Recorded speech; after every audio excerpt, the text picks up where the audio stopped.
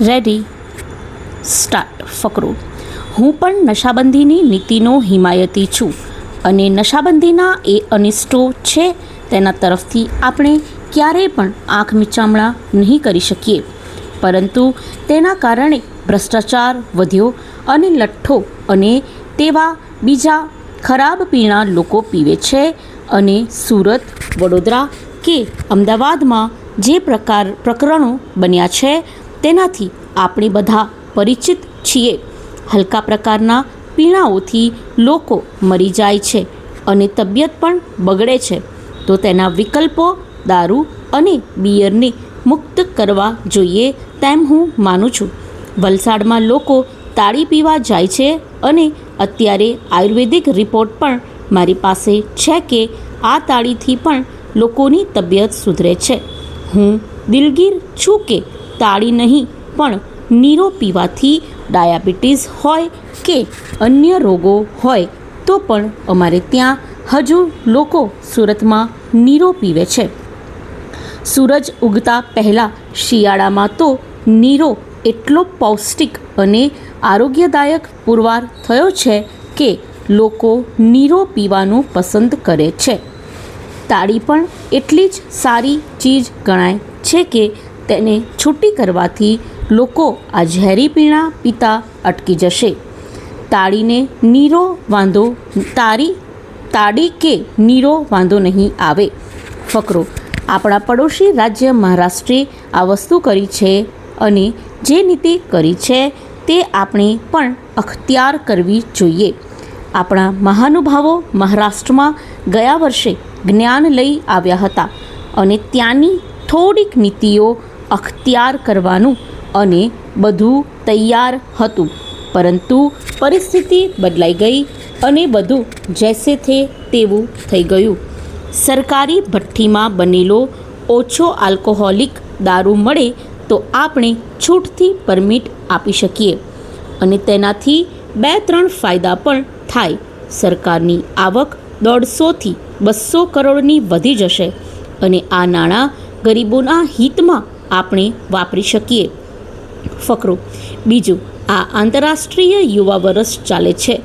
બધી જ જગ્યાએ છોકરાઓ રસ્તા ઉપર રમતો રમે છે અને આપણે એમ કહીએ છીએ કે રસ્તા ઉપર રમે છે એટલે પોલીસ તેના ગિલ્લી દંડા કે ક્રિકેટના સાધનો લઈ જાય છે. એ બરાબર છે, પરંતુ સ્ટેડિયમ જેવી રમવાની વ્યવસ્થા બરાબર હોય તો આપણે આ પરિસ્થિતિ રોકી શકીએ. સુરતમાં તો વર્ષોથી સ્ટેડિયમ માટે વાતો ચાલે છે, પરંતુ એ ક્યાં આવીને અટકાયું છે એ મને તો સમજાતું નથી. સુરતના લોકો તેની આતુરતાથી રાહ જુએ છે, તો તે બાબતમાં નક્કર પગલાં લેવાય તો સુરતનો આ પ્રશ્ન હલ થઈ શકે તેમ હું ભારપૂર્વક માનું છું. ફકરો. સુરતમાં ટ્રાફિકની સમસ્યા ખૂબ જ જટિલ છે અને એ સંજોગોમાં ફક્ત એક જ પુલ સુરત માટે શક્ય નથી. જ્યાં ગીચતા વધારે હોય ત્યાં સુરતના નાગરિકો માટે ઓછામાં ઓછા 4 પુલ તો હોવા જોઈએ. વર્ષમાં બજેટમાં આ અંગે જોગવાઈ કરવામાં આવે તો ટ્રાફિકની સમસ્યા હલ થાય તે માટે મંત્રીશ્રીને હું વિનંતી કરું છું. સ્ટોપ. 100 શબ્દ ઝડપ. Ready start. ફકરો. આપણા દેશમાં ખેતી એ મોટામાં મોટો ઉદ્યોગ છે. ખેડૂતોની આર્થિક સ્થિતિ સુધારવા સરકાર તરફથી પૂરતું લક્ષ્ય અપાય છે અને તેઓની મુશ્કેલીઓના નિવારણ અર્થે વધુમાં વધુ અસરકારક ઉપાય તરીકે તેઓને સહકારી ધોરણે સંગઠિત કરી સહકારી મંડળીઓ દ્વારા ખેતીના ઉદ્યોગ માટે નાણાકીય સવલતો પૂરી પાડવામાં આવે છે.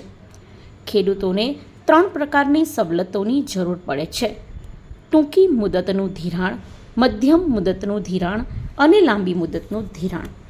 બી ખાતર, જંતુનાશક દવાઓ વગેરે ખરીદવા, જમીનનું ખેડાણ કરવા, રોપણી, નિંદામણ, લલણી વગેરે કામો માટેની મજૂરી ચૂકવવા ટૂંકી મુદતના ધિરાણની જરૂર રહે છે. જે પાક ઉગાડવા માટે આ ધિરાણ મેળવવું હોય તે પાકના ઉત્પાદનના વેચાણમાં આ ધિરાણ ભરપાઈ કરવાનું હોય છે. ટૂંકી મુદતના ધિરાણની મુદત પાકને ઉગાડવા અને તેને બજારમાં વેચવામાં જોઈતા સમય જેટલી રાખવામાં આવે છે. ફકરો: ખેતી વિષયક સામાન્ય ઓજારો, બળદગાડું વગેરે ખેડૂતને અવારનવાર ખરીદવા પડે છે. આ સાધનોનો ઉપયોગ જે વર્ષ માટે તે ખરીદ્યા હોય તે વર્ષ પૂરતા જ મર્યાદિત ન રહેતા પછીના વર્ષોમાં પણ ચાલુ રહે છે. આખા સાધનો ખરીદવા મધ્યમ મુદતનું ધિરાણ આપવામાં આવે છે. આ ધિરાણ 3 થી 5 વર્ષના ગાળામાં પરત કરવાનું હોય છે. જમીનના વિકાસ તથા જમીનને ખેતી લાયક બનાવવા માટે લાંબી મુદતનું ધિરાણ રાજ્ય સહકારી જમીન વિકાસ બેંક તરફથી 15 વર્ષમાં પરત કરવાની શરતે આપવામાં આવે છે. ફકરો: ટૂંકા તથા મધ્યમ મુદતના ખેતી ધિરાણમાં પ્રાથમિક સહકારી ધિરાણ માળખામાં અગત્યનો ભાગ ભજવે છે. આ મંડળીઓ અર્થક્ષમ બની પોતાની કાર્યવાહી સારી રીતે કરે તે ઘણું અગત્યનું છે. આ સંદર્ભમાં આ મંડળીઓને કાર્યક્ષમ બનાવવા માટે ઘણું મહત્ત્વ આપવામાં આવી રહ્યું છે અને અગ્રિમતાના ધોરણે અર્થક્ષમ બનાવવાનો કાર્યક્રમ ઘડી કાઢવા સહકારી બેંકે મધ્યસ્થ સહકારી બેંકોને સૂચનાઓ આપી છે.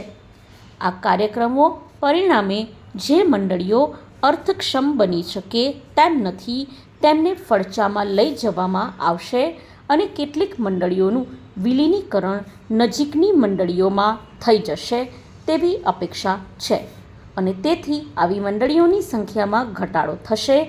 ખેતી વિષયક પેદાશના સહકારી ધોરણે વેચાણ માટેની પ્રવૃત્તિઓ અમલમાં લાવવા માટે ઘણી મંડળીઓ તરફથી આ કામગીરી હાથ ધરવામાં આવી છે. આ યોજનાથી સહકારી મંડળીઓના સભાસદો ખેત વિષયક માલ સંગ્રહ કરવા ગોડાઉનો બાંધવાનું પણ નક્કી કરવામાં આવ્યું છે.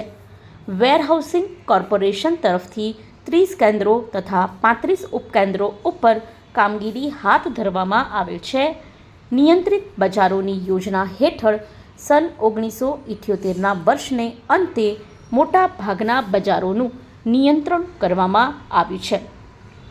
આ યોજનાનો મુખ્ય હેતુ ખુલ્લી હરાજી, સાચો તોલ તેમજ રોકડ નાણાં છે. ગ્રામ ખેડૂતો પૂરક ઉદ્યોગ તરીકે ખેતીની સાથે સાથે પશુપાલનનો ધંધો તે હવે ગુજરાતમાં સામાન્ય થઈ પડેલ છે. આવા ગ્રામ ખેડૂતો સહકારી ધોરણે પ્રાથમિક દૂધ ઉત્પાદક મંડળીઓ રચે છે. સ્ટોપ.